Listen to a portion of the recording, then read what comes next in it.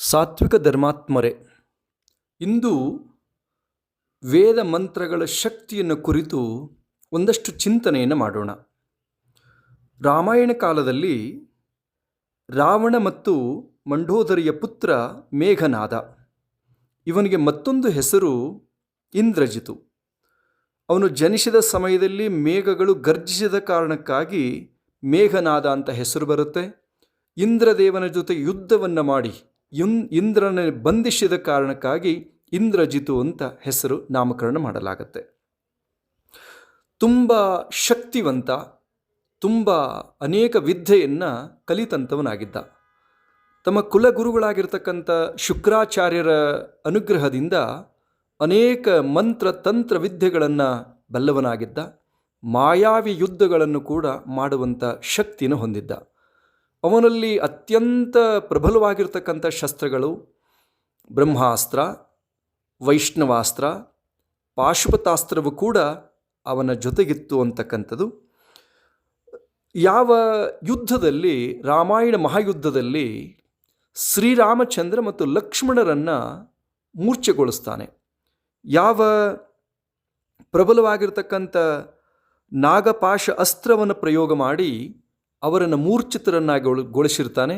ಆವಾಗ ಯಾವ ಆಂಜನೇಯ ಸ್ವಾಮಿ, ಯಾವ ನಾರದ ಮಹರ್ಷಿಗಳ ಮಾರ್ಗದರ್ಶನದ ಮೇರೆಗೆ ಗರುಡ ಪಕ್ಷಿಯನ್ನು ಕರೆತಂದು ಆ ಅಸ್ತ್ರದಿಂದ ಮುಕ್ತಿಗೊಳಿಸ್ತಾ ಇದ್ದಾನೆ. ಆನಂತರದಲ್ಲಿ ಎರಡನೇ ಬಾರಿ ಮತ್ತೆ ಪ್ರಬಲವಾಗಿರ್ತಕ್ಕಂಥ ಮಾಯಾಸ್ತ್ರದಿಂದ ಯಾವ ಲಕ್ಷ್ಮಣನನ್ನು ಮೂರ್ಛಿತಗೊಳಿಸಿದಾಗ ಹನುಮ ಹಿಮಾಲಯಕ್ಕೆ ಹೋಗಿ ಜಡಿಬೂಟಿಯನ್ನು ತಂದು ಮತ್ತೆ ಅವನಿಗೆ ಪ್ರಾಣದಾನ ಮಾಡಿದಂಥ ಒಂದು ಇತಿಹಾಸ. ಅಂಥ ಶಕ್ತಿವಂತನಾಗಿರ್ತಕ್ಕಂಥ ಇಂದ್ರಜಿತು ಅವನು ಸಾಧನೆ ಮಾಡಿದ್ದು ತನ್ನ ತಪಶಕ್ತಿಯಿಂದ. ಬ್ರಹ್ಮದೇವನಿಂದ ವರ ಇರುತ್ತೆ ಅವನಿಗೆ. ಏನು ವರ ಇರ್ತದೆ? ಅವನನ್ನು ಯಾರಿಂದ ಮೃತ್ಯು ಬರುತ್ತೆ ಅಂತ ಕೇಳಿದರೆ 14 ವರ್ಷ ಅವರು ಬ್ರಹ್ಮಚರ್ಯವನ್ನು ಪರಿಪಾಲನೆ ಮಾಡಿರಬೇಕು. 14 ವರ್ಷ ನಿದ್ರೆಯನ್ನು ಮಾಡಿರಬಾರ್ದು. ಆನಂತರದಲ್ಲಿ ಯಾವುದೇ ಸಂದರ್ಭದಲ್ಲೂ ಕೂಡ ಪ್ರಸಾದವನ್ನು ಸೇವಿಸಿರಬಾರ್ದು. 14 ವರ್ಷ ಉಪವಾಸವನ್ನು ಮಾಡಿರಬೇಕು. ಈ ರೀತಿಯಾಗಿ ಅನೇಕ ವರವನ್ನು ಪಡೆದಿರ್ತಾನೆ. ಅದರ ಜೊತೆಗೆ ಅವನ ಕುಲದೇವಿಯಾಗಿರ್ತಕ್ಕಂಥ ನಿಕುಂಬಿಲಾದೇವಿಯ ಸಾನ್ನಿಧ್ಯದಲ್ಲಿ ನಿಕುಂಬಿಲಾ ಮಹಾಯಜ್ಞವನ್ನು ಮಾಡಿ ದೇವಿಯ ಆಶೀರ್ವಾದವನ್ನು ಪಡೆದರೆ ಯಾರಿಂದಲೂ ಯಾರ ಮೇಲೆ ಯುದ್ಧವನ್ನು ಮಾಡಲಿಕ್ಕೆ ಹೊರಟಿರ್ತಾನೋ ಅವರಿಂದ ಅವನಿಗೆ ಜಯ ಆಗತ್ತೆ. ಅಕಸ್ಮಾತ್ ಆ ಪೂಜೆಯಲ್ಲಿ ಅಪೂರ್ಣತೆ ಆಯಿತು ಅಂತ ಕೇಳಿದರೆ ಅವರಿಂದ ಮರಣ ಅನ್ನುವಂಥದ್ದು ಕೂಡ ಒಂದು ಮಾರ್ಗವನ್ನು ಬ್ರಹ್ಮದೇವ ಅವನಿಗೆ ಅನುಗ್ರಹ ರೂಪದಲ್ಲಿ ಕೊಟ್ಟಿರ್ತಾನೆ. ಯಾವ ಯುದ್ಧ ನಡೆದಾಗ ಲಕ್ಷ್ಮಣ ವನವಾಸದಲ್ಲಿದ್ದಾಗ 14 ವರ್ಷ ನಿದ್ರೆಯನ್ನು ಮಾಡಿರಲಿಲ್ಲ. ಪ್ರಸಾದವನ್ನು, ಯಾವುದೇ ಆಹಾರ ಪದಾರ್ಥವನ್ನು ಸೇವಿಸಿಲ್ಲ. ವಾಯು ಅಂದರೆ ಅವನು ನೀರು ಮತ್ತು ಗಾಳಿಯಿಂದನೇ ಇದ್ದ ಅನ್ನುವಂಥ ಇತಿಹಾಸ ಇದೆ. ಆನಂತರದಲ್ಲಿ ಬ್ರಹ್ಮಚರ್ಯವನ್ನು ಪರಿಪಾಲನೆ ಮಾಡಿದ 14 ವರ್ಷ. ಅದರ ಜೊತೆಯಲ್ಲಿ ಯಾವ ಮಹಾಯಜ್ಞವನ್ನು ಪ್ರಾರಂಭ ಮಾಡ್ತಾನೆ ಮೇಘನಾದ. ಆ ಯಜ್ಞದ ವಿಷಯವನ್ನು ತಿಳಿದು ಅವನ ಚಿಕ್ಕಪ್ಪ ವಿಭೀಷಣ ಆ ಯಜ್ಞ ಪರಿಪೂರ್ಣಗೊಂಡ್ರೆ ಯಾವ ಕಾರಣಕ್ಕೂ ಕೂಡ ನಮಗೆ ಜಯ ಆಗಲ್ಲ ಅಂಥೇಳಿ ಲಕ್ಷ್ಮಣ, ಹನುಮ, ಆನಂತರ ಸುಗ್ರೀವ, ಅಂಗದ ಇವರೆಲ್ಲರೂ ಕೂಡಿಕೊಂಡು ಹೋಗಿ ಆ ಯಜ್ಞವನ್ನು ಧ್ವಂಸ ಮಾಡ್ತಾರೆ. ಯಜ್ಞ ಅಪೂರ್ಣ ಆಗತ್ತೆ. ಆನಂತರದಲ್ಲಿ ಕ್ರೋಧಿತನಾಗಿರ್ತಕ್ಕಂಥ ಇಂದ್ರಜಿತು ಮತ್ತೆ ಲಕ್ಷ್ಮಣನ ಜೊತೆ ಯುದ್ಧವನ್ನು ಮಾಡಿ ಲಕ್ಷ್ಮಣನಿಂದ ಅವನಿಗೆ ಮೃತ್ಯು ಆಯಿತು ಅನ್ನುವಂಥ ಇತಿಹಾಸ ಬರುತ್ತೆ. ಇದರ ತಾತ್ಪರ್ಯ ಇಷ್ಟೇ, ಮಂತ್ರಶಕ್ತಿ ಎಷ್ಟು ಪ್ರಬಲ ಮತ್ತು ಪ್ರಖರವಾಗಿತ್ತು ಅನ್ನುವಂಥದ್ದು ಈ ಒಂದು ಘಟನೆಯಿಂದ ನಮಗೆ ತಿಳಿದು ಬರುತ್ತೆ. ವಿಷ್ಣು ಪರಮಾತ್ಮನ ಅವತಾರಿಯಾಗಿರ್ತಕ್ಕಂಥ ಶ್ರೀರಾಮಚಂದ್ರನನ್ನೂ ಕೂಡ ಮೂರ್ಛಿತಗೊಳಿಸಿದ್ದ. ಲಕ್ಷ್ಮಣನ ಆದಿಶೇಷನ ಅವತಾರವಾಗಿರ್ತಕ್ಕಂಥ ಲಕ್ಷ್ಮಣನನ್ನು ಕೂಡ 2 ಬಾರಿ ಮೂರ್ಛಿತಗೊಳಿಸಿರ್ತಕ್ಕಂಥ ಶಕ್ತಿ ಅವನದಾಗಿತ್ತು. ಅಕಸ್ಮಾತ್ ಆ ಯಜ್ಞ ಪರಿಪೂರ್ಣಗೊಂಡಿತ್ತು ಅಂತ ಕೇಳಿದರೆ ಇವರಿಗೆ ಸೋಲಾಗ್ತಿತ್ತು.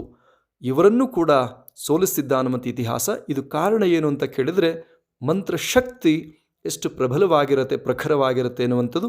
ಅದ್ರ ಜೊತೆಗೆ ಮತ್ತೊಂದು ದೃಷ್ಟಾಂತ ಹೇಳಿದರೆ, ಯಾವ ಮಹಾಭಾರತ ಕಾಲದಲ್ಲಿ ಭೀಮನ ಮಗ ಘಟೋತ್ಕಚ, ಘಟೋತ್ಕಚನ ಪುತ್ರನೇ ಬಾರ್ಬರಿಕ. ಬಾರ್ಬರಿಕ ಶಿವ ಮತ್ತು ದೇವಿ ಜಗದಂಬೆಯ ಕುರಿತು ಕಠೋರ ತಪಸ್ಸನ್ನು ಮಾಡಿರ್ತಾನೆ.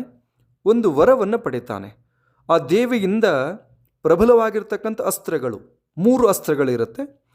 ಆ 3 ಅಸ್ತ್ರಗಳ ಪ್ರಯೋಗದಿಂದ ಎಂತಹದೇ ಪ್ರಬಲ ಶಕ್ತಿ ಇದ್ರೂ ಕೂಡ ನಾಶವಾಗತ್ತೆ. ಮೊದಲನೇ ಅಸ್ತ್ರ ಶತ್ರುಗಳನ್ನು ಗುರುತಿಸುತ್ತೆ. 2ನೇ ಅಸ್ತ್ರ ಶತ್ರುಗಳ ಮೇಲೆ ನಿಶಾನೆಯನ್ನು ಮಾಡುತ್ತೆ. 3ನೇ ಅಸ್ತ್ರ ಅವರನ್ನು ಸಂಹರಿಸುತ್ತೆ. ಇದು ವಾಸವಿ ಶಕ್ತಿಯನ್ನು ಕೂಡ ಬಲ್ಲವನಾಗಿದ್ದ.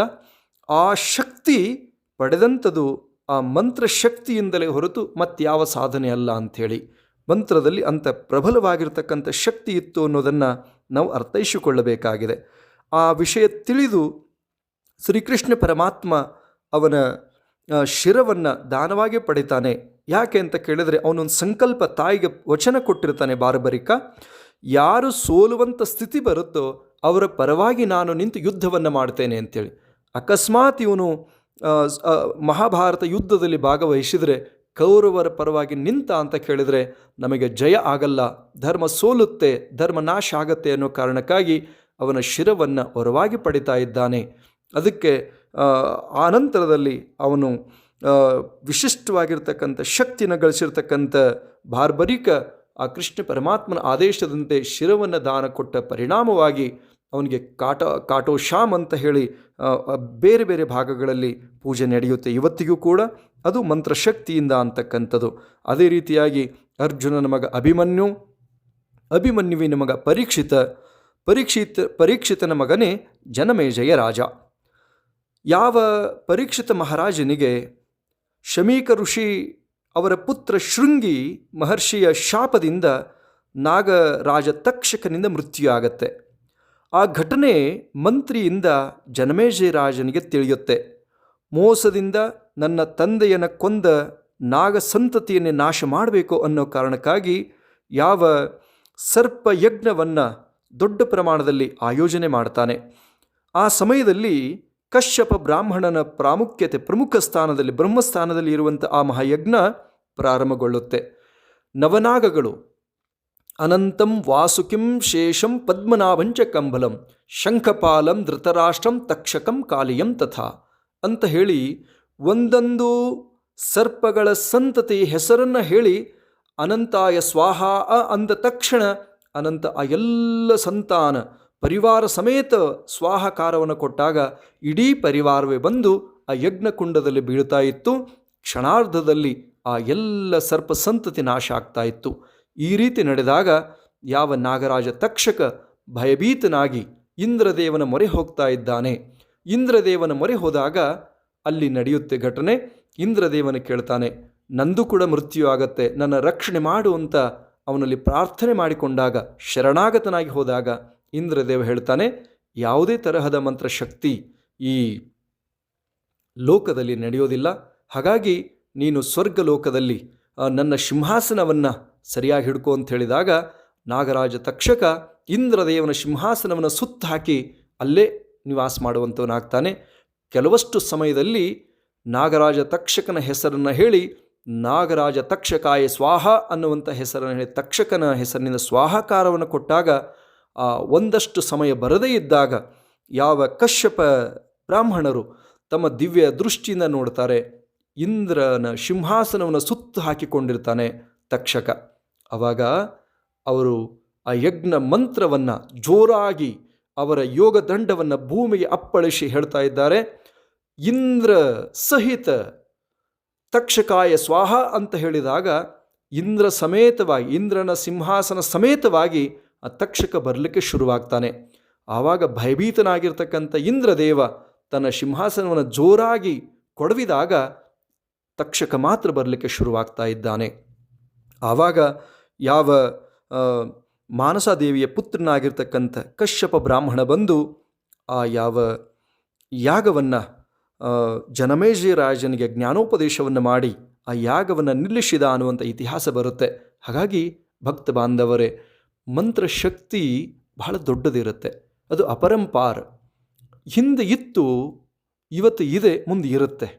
ಹಾಗಾಗಿ ಮಂತ್ರದಲ್ಲಿ ಅತ್ಯಂತ ಶಕ್ತಿ ಇದೆ ಅನ್ನೋದನ್ನು ಯಾರೂ ಕೂಡ ಮರಿಬಾರದು. ಯಾರು ಶ್ರದ್ಧೆಯಿಂದ ಭಕ್ತಿಯಿಂದ ನಿಷ್ಠೆಯಿಂದ ಆ ಮಂತ್ರ ಜಪವನ್ನು ಮಾಡ್ತಾರೋ, ಆ ಮಂತ್ರ ಸಿದ್ಧಿಯನ್ನು ಪಡ್ಕೋತಾರೋ ಅವರಿಗೆ ಅದರ ಫಲ ಇರುತ್ತೆ ಅಂತಕ್ಕಂಥ ಮಾತನ್ನು ತಿಳಿಸಿ, ಕಲಿಯುಗದಲ್ಲಿ ಪ್ರಸ್ತುತದಲ್ಲಿ ನಡೆದಂಥ ಘಟನೆಗಳ ಬಗ್ಗೆ ಕೆಲವಷ್ಟು ಚಿಂತನೆಯನ್ನು ನಾಳೆ ಮಾಡೋಣ ಅನ್ನುವಂಥ ವಿಷಯವನ್ನು ಪ್ರಸ್ತಾಪನೆ ಮಾಡ್ತಾ ಈ ಸಂದೇಶಕ್ಕೆ ವಿರಾಮ ಕೊಡ್ತೇವೆ. ಓಂ ಶಿವಂ ಭೂಯಾತ್.